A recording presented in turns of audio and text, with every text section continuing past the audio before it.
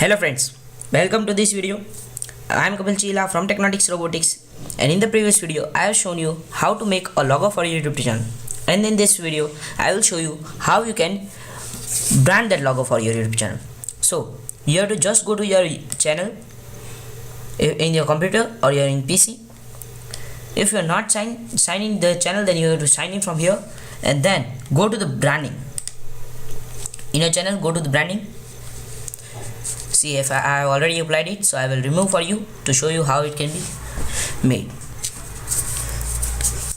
So as you can see, add a watermark to your channel.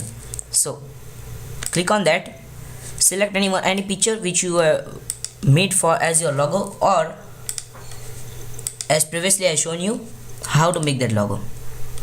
So just save this. As you can see, it is already applied. And now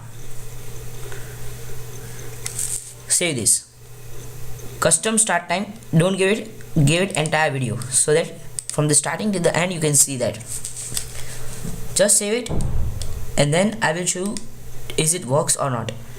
So here are the videos, so I will show you any one of my video.